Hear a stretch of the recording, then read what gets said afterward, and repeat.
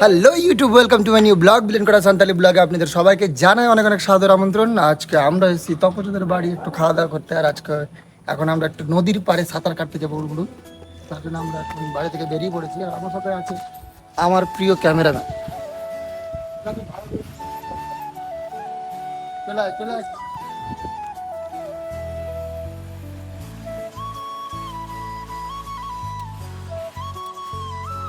আমরা বর্তমানে পৃথিবীর সব থেকে জনবিহলহীন একদম জায়গায় চলে এসেছি। এটা হচ্ছে পশ্চিমবঙ্গের একদম দক্ষিণ সাইডে চলে এসেছি। আর কিছুক্ষণ আরেকটু যদি একটু পা লাগিয়ে দিয়ে একটু দৌড় দিয়ে দিই তাহলে হচ্ছে সমুদ্রে পৌঁছে যাবো, কিন্তু এখন দৌড় দেবো না। এখন আমাদের দেখেছেন ওই পাশে একটা ম্যাডাম আছে, আমরা ওদের বাড়িতে এসেছি, খেয়ে নিয়েছি। আরও আমাদের তো অনেকজন ছিল। এই দেখুন এখানে একজন মহিলা আছেন, ইনি মহিলা না, ইনি হচ্ছেন আমাদের সাথে আছেন। ব্যাপারটা হচ্ছে আমাদের তো আরও অনেকজন ছিল, বাট ওদেরকে আমরা নিই নি, বিকজ আমরা নিব না, আমাদের ইচ্ছে। চলুন আমাদের ফলো নিই। দেখতে পাচ্ছেন যে এই জঙ্গলটা, এই জঙ্গলে যদি হঠাৎ করে ভাবেন যে আপনাদের যদি ঢুকিয়ে দিই তাহলে কেমন লাগবে, মজা লাগবে। এগুলো আমার কোনো ঢোকার ইচ্ছে নেই। এগুলো প্রথমে আমি কী যেন ভাবছিলাম, কী ভাবছিলাম এটা, তুই বলতো এটা কি? সর্ষে ক্ষেত। বাট তাহলে আমি একটা আনপাড় গাওয়ার ক্যামেরাম্যানকে নিয়ে এসেছি, সে কোনো ব্যাপার না। ওকে মাঝে মাঝে একটু দিতে হয় একটা অ্যাকশন, তারপর ও ঠিকঠাক কথাবার্তা বলে। তো আপনারা যে আমার মুখটা দেখতে পাচ্ছেন, যদি পছন্দ হয় তাহলে লাইক একটা করে যাবেন, আর যদি পছন্দ না হয় তাহলে অবশ্যই লাইক করতেই হবে। আর সাবস্ক্রাইব বাটন একটু ঘষে দিলে আমি খুব খুশি হব। নিচে যে লাল কালারের সাবস্ক্রাইব বাটনটা আছে, আমি খুব খুশি হব যদি আপনারা আমাকে সাবস্ক্রাইব করেন।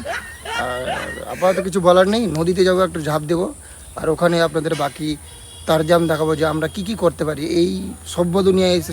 সভ্য দুনিয়াতে না, বাট এরকম দুনিয়াতে এসে আমরা কীরকম বাদরামো করতে পারি আপনাদের সাথে আমি শেয়ার করবো। এখনকার জন্য tata, no problem. No problem বলতে বলতে আমরা সামনে এগিয়ে যাচ্ছি সুন্দর একটা প্রকৃতির মহলের মাঝখান দিয়ে। এখানে পৃথিবীর জনমানবহীন একটা এলাকা, জনমানবহীন না, বেশ শান্ত পরিবেশ। আমরা যে এলাকার মাঝখান দিয়ে যাচ্ছি, এই জায়গাটার নাম ঠিক কী যেন তপজে, সরি আমি নাম উল্লেখ করতে পারি না। নামটা হচ্ছে, ডাক নাম হচ্ছে মিষ্টি। মিষ্টি এই জায়গাটার নামটা কি যেন? মাধবপুর এলাকার মাঝখান দিয়ে আমরা যাচ্ছি। আবার এই মাধবপুর এলাকায় যদি কোনো ফ্যান থাকে অবশ্যই আমার কাছে একটা কি বলে একটা সিগনেচার অটোগ্রাফ নিতে আসবেন, বিকজ আমার কোনো ফ্যান নেই। দেখ আমি নিজেই নিজের ফ্যান। এখানকার বাড়িগুলো বেশ সুন্দর, আর এখানে এখনো প্লটগুলো ফাঁকা আছে, যদি কারো ইচ্ছে হয় এখানে কিনতে পারে জায়গাগুলো।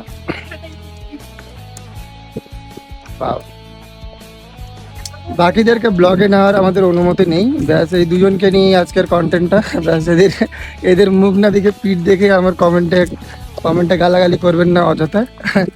একটু ব্যাস লাইক দিয়ে দিলে বেশ খুশি আমি।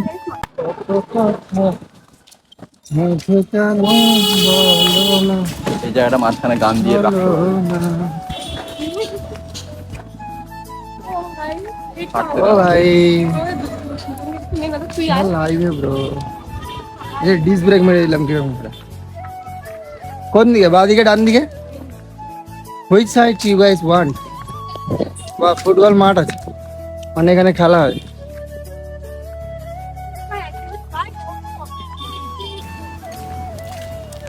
চলতি হো अच्छी लगती हो। ভুলভাল গান করবি না।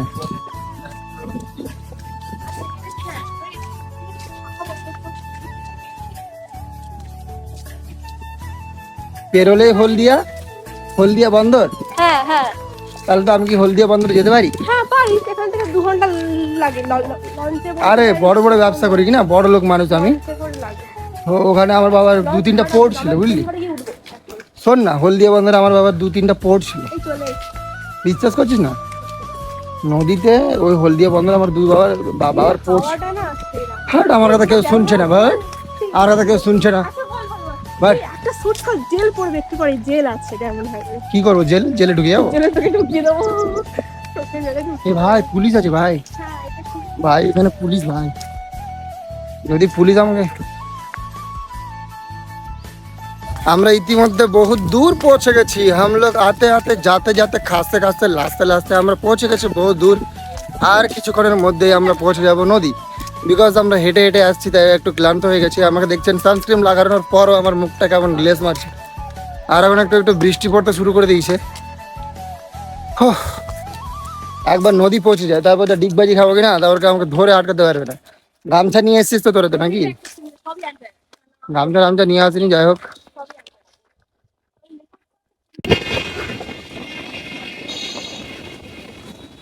ও সেরা কোথায় যাওয়া, পানি হতে আসে আসে। দাদা দাদা কি ঢেউ খাচ্ছে।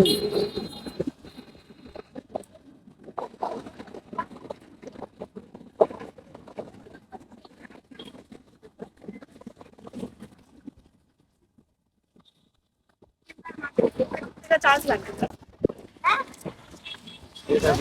এটা হচ্ছে হলদিয়া, ওই সামনে ওদিকে হলদিয়া বন্দর। আর এখন জলগুলো দেখছেন, এগুলো হচ্ছে জোয়ার ভাটা, মানে জোয়ার জোয়ার ভাটা। ভাই কত ঢেউ হচ্ছে, কত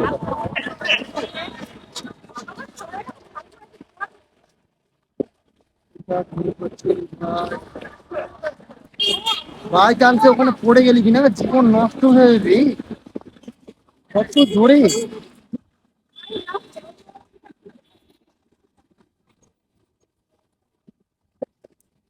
ও হো হো হো,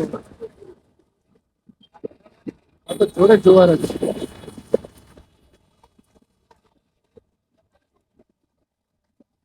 আয় আয় অনিশ, জোয়ার দেখেছিস এর আগে? দেখেছিস? তুই দেখেছিস তাও? না না, আমার বাড়ি তুই দেখবি। ছোটবেলা দেখছি। আমাদের দিনের শুরুতে সব কিছুই ভালো ছিল। আমি প্রথমবারের জন্য এই জায়গাটায় এসেছি যেহেতু, তো এই নদীটাও প্রথম দেখা। আমি মানে এর আগে যেহেতু আমি মালদাতে দেখেছি, ফারাক্কা ব্রিজ ওটা দেখেছি, বাট এটা তার থেকেও অনেক অনেক বড়। আর এটা যেহেতু পোর্ট এলাকা, এটা হচ্ছে কি বলবো, এটাকে কি বলে, এটাকে বন্দর এলাকা। এখানে বড় বড় ক্রুজ জাহাজগুলো এখানে চলাফেরা করে। কিন্তু এই যে টাইমে গেলে আই লাভ ডায়মন্ড হারবার, এই জায়গাটা হচ্ছে ডায়মন্ড হারবার। আর আমরা যখন বেরিয়েছিলাম, বেরোনোর পর আমার মাইকটা কখন যে আমি অফ করে দিয়েছি আমার টেরই নেই, অথচ আমি ভিডিও বানিয়ে যাচ্ছি। কিন্তু তার জন্য আমি অনেক অনেক ক্ষমা চেয়ে নিচ্ছি। আর আমি বলবো যে এই জায়গাটা যে কেউ মানে যাদের আপনাদের একদিনের জন্য ঘুরতে ইচ্ছা করছে তারা যেতে পারে।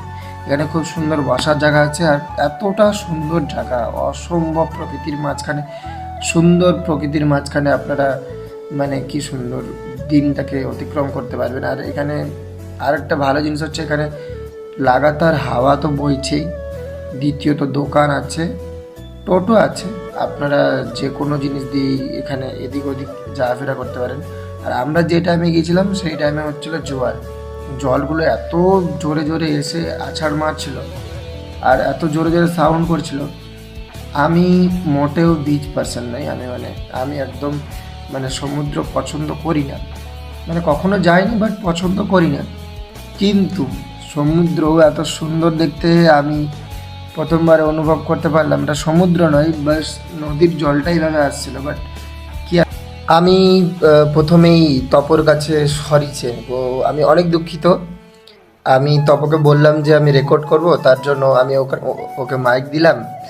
বাট এখানে ব্যাপারটা হচ্ছে, আমি মাইকের কখন যে অফ হয়ে গেছে, ওটা চার্জ শেষ হয়ে গেছে আমার মনে নেই। বাট আমি তপর তরফ থেকে অনেক অনেক দুঃখিত, সরি বন্ধু।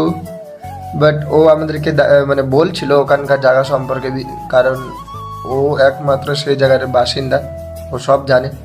তো আমাদের ওই জায়গার সম্পর্কে আমাদেরকে বলছিল যে এটা এটা এটা এটা, বাট ক্যা হি কর সকতে হ্যায়, মাইক তো অফ হয়ে গেছিলো।